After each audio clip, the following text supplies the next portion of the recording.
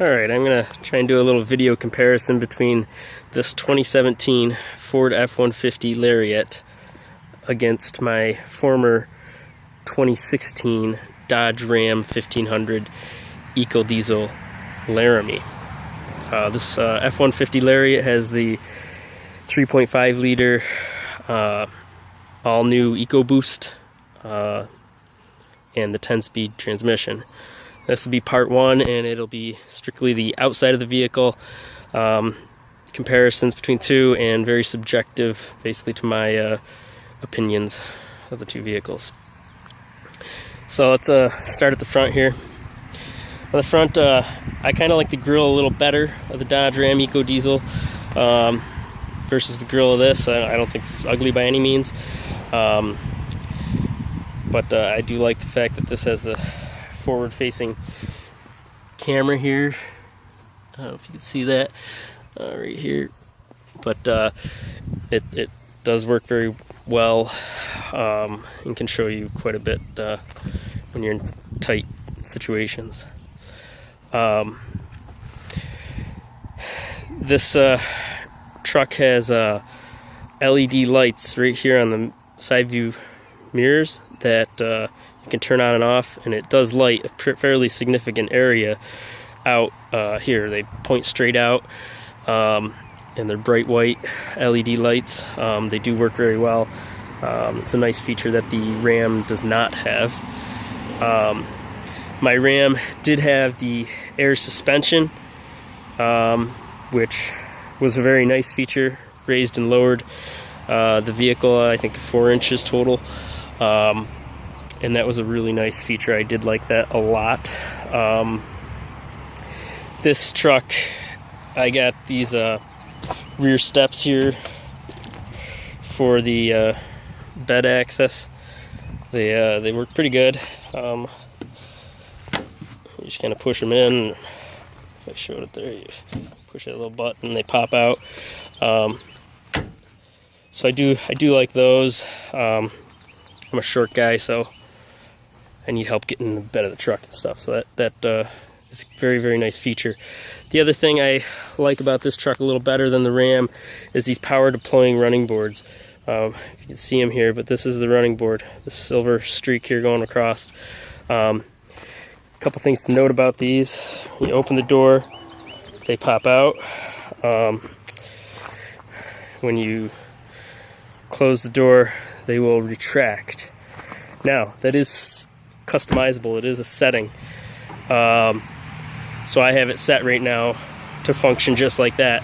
You can set it to be always deployed or always extended, or you can set it to be always retracted, depending on your situation. I think maybe in the winter, the cold months, I might keep them retracted when it's all frozen with ice and everything, rather than trying to make them going in and out with all that ice and crap on them. Onto the bed of the truck here. This is the major shortcoming of the F-150, in my opinion. It basically boils down to storage. My Ram had the Ram boxes. The Ram boxes were awesome. They kicked ass. I really miss those. But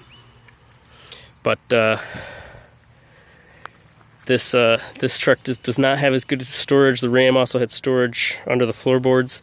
The rear seat, basically inside compartments and stuff, are not as spacious as the Ram as far as storage. This is the big shortcoming of the F-150. Everything else I like equally or better about the F-150. The F-150 has this nice slow tailgate opening. Kind of drops down nice and easy. That's really nice. I did put a shock on my Ram to make it drop down easy. It's aftermarket, I think $30 or something like that, pretty cheap. But it doesn't make it go up easier. This also helps with assisting raising the tailgate, so it's easier to do one-handed or for my wife or whatever. This also has this rear step,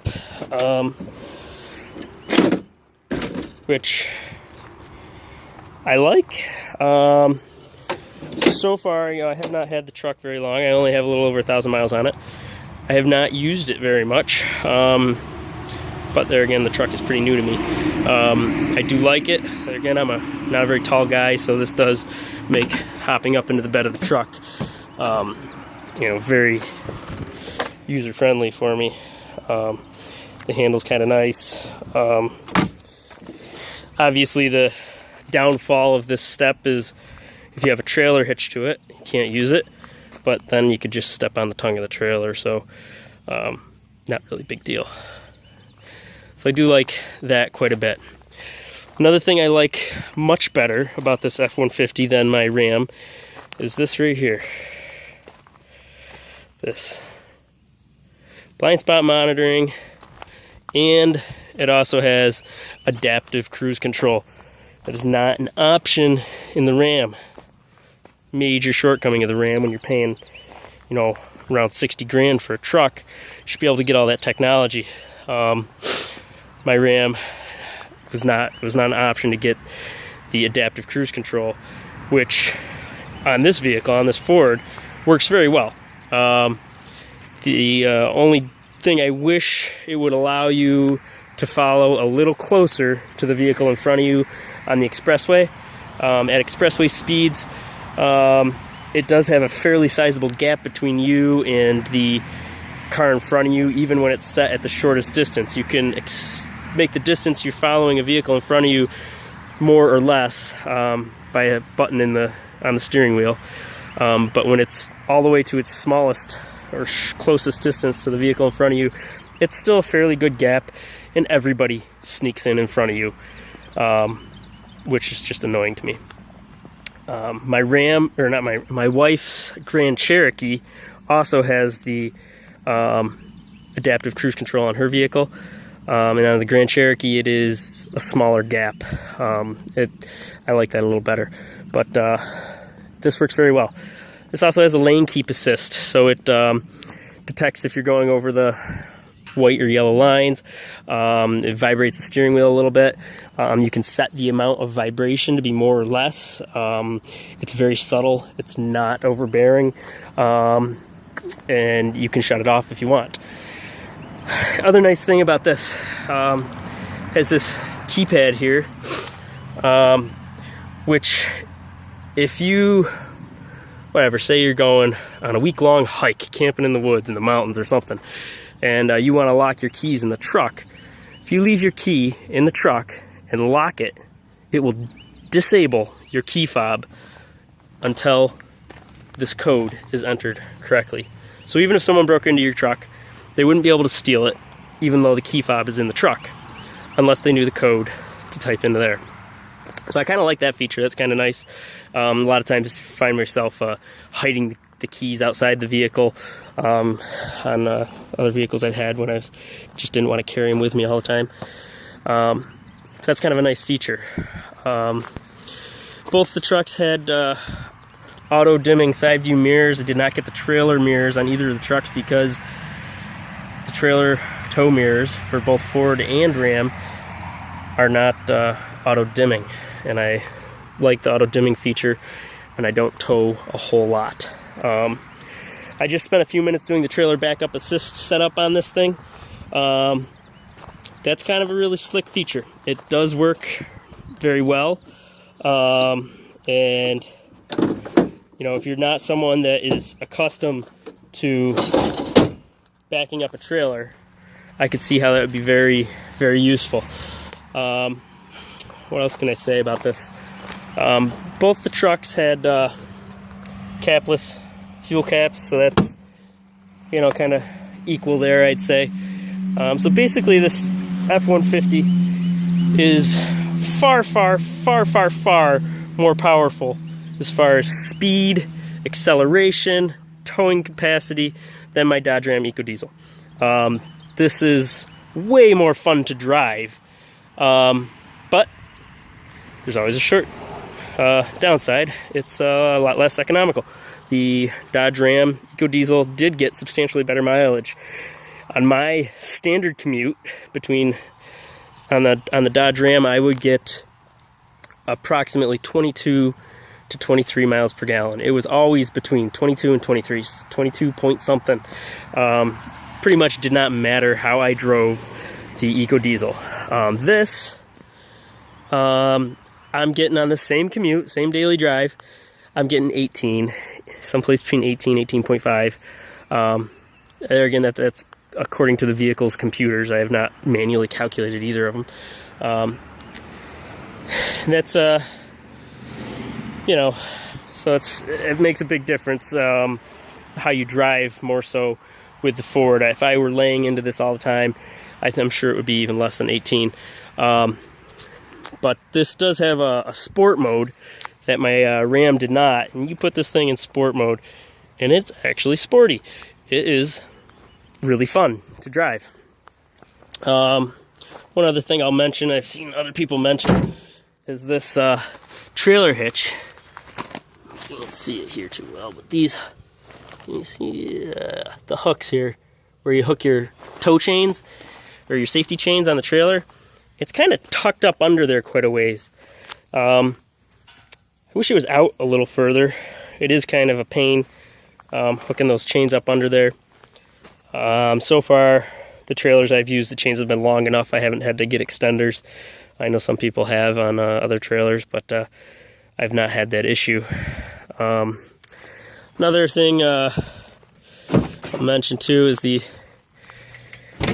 locking, or the tie downs here on this are okay. I mean, they lock in there. They're pretty good. And then here's one without the thing in it. You could clip one of those things that they use in like tractor trailers they snap in there. They work okay. It's kind of hard. See, I got the bed coated with a bed liner, and that coating adds a little thickness back behind there, and it makes these plastic clip things really hard to get in and out. That's why there's not one over there, is because I could not get it in. So you can see here. So that was a little downside on that. This, however, is far superior on the Ford versus the Ram. This is the truck bed switch, and it is in the bed of the truck. On the Ram, when you needed the lights in the bed of the truck, it had them, but you had to go into the cab of the truck in order to turn them on and off. It was a pain in the ass. You need the light switch where the freaking lights are, right there. So that's way better on the Ford. It's kind of a pain on the Ram. I mean, it had them, it worked, but just little things. Because this does not have the Ram boxes, like my last truck, I bought the back box by F150 Industries. I also have a backflip cover here. If I remember the model number, it's like a MX4 or something. Yeah, this is the MX4 backflip tonneau cover. The MX4 backflip tonneau cover is awesome. You can unhook it here or on the other side. It folds up here, nice and easy. If you want to, say, lock it in that position where it only has half the bed open, it has these little clips here. They just clip on here, boom, cinch it down. It won't blow or flap, so you can have it, you know, kind of halfway open. Or if you want to do it all the way up, flip it up. It does have nice rubber padding here to rest against the bed here. You can still see the top light, which is nice. And then there are these supports. They come up here. You loosen this, drop that down, clamp it in, boom. There's one on each side, just like that. Does work very well. Obviously, you can't see in the bed of the truck once that is on there, or once it is up, but it does work very well. And I highly recommend the F150 Industries MX4 tonneau cover. However, this back box, because I didn't have Ram boxes on this truck, I lost a lot of storage. So I needed a place to put my crap, my ratchet straps, trailer hitch, all that stuff that you just kind of want to have with you. So this was my solution. The downside to this is it, I thought, it folded up flat. So when you unhook this, it's a little hard to do one-handed here. You undo these Velcros on either side. This folds down. Let's see if I can do it one-handed here. So that's how it folds up. So you gain a little bit. It's hard to see black on black here. That's the big problem with this when I bought it, is all the advertising literature is black on black, and you can't see. The problem is this. There is about a 4 or 5 inch gap behind this box between that and the back of the cab or bed. So if you were to pull your motorcycle or dirt bike in here and you want to put your front tire up against that, it's not being supported by the bed of the truck. It's being fully supported by that box, which is, not adequate. It's, it's only held on with these little brackets. They're not super strong or anything. So, I would not want to put a motorcycle tire against that and then stop fast. Just not very good. So I wish that they had designed this differently so that it could be mounted all the way up against the bed of the truck. And the other thing that's kind of a pain is it just doesn't, you can't like pop it out. You can't just, you gotta unscrew 8 screws on either side if you wanted to take this thing out, so you could put something up against the bed of the truck. The cover comes off nice and easy. 2 screws either side, this whole thing pops right off, and boom, you're good to go. But that box, kind of a pain in the ass. So I might look at doing this a little differently, maybe trying to pin these or something, instead of using screws, pins or something, to do that differently. I haven't thought a lot about it, but it's just kind of crappy at any rate. But it does add a bunch of storage, and I'm gonna obviously leave it and use it since it's kind of expensive. So that's kind of the F150 versus the Dodge Ram EcoDiesel in a nutshell. Now, let me end it by saying I would strongly recommend you buy the F150 over any Dodge or Chrysler product. My Dodge Ram, 2016 Dodge Ram EcoDiesel, spontaneously combusted, burst into flames after being parked idle, untouched for 36 hours. Look on YouTube for 2016 EcoDiesel spontaneously combusted. That's me. That's my truck. My last Chrysler product I will ever own. I strongly recommend someone buy anything other than Chrysler. They handled the situation very poorly. Very, very, very bad customer service. And at the end of the day, I'll never own another Chrysler product. So this video might be a little skewed, to take that into consideration. I tried to keep it as biased as possible. There are a lot of good things about the Dodge Ram product. However, this is way faster, way more powerful. It just has less storage. So if storage is a really big deal to you, the Ram's got it, hands down. But they're a bad company. And but if power, speed, and capability, technology with depth cruise control, all the cameras on this, the cameras on the side view mirrors, the front, the back, it's a 360 aerial view, does make backing up very easy. I would strongly recommend this Ford. The other downside about my Ram too, I'll mention, is in order to get it configured how I wanted the Ram, I had the big cab just like this, the crew cab, with a long box on the Ram. This is a short box. It was overweight. I could not, from the manufacturer, order running boards or the skid plates because it put it overweight.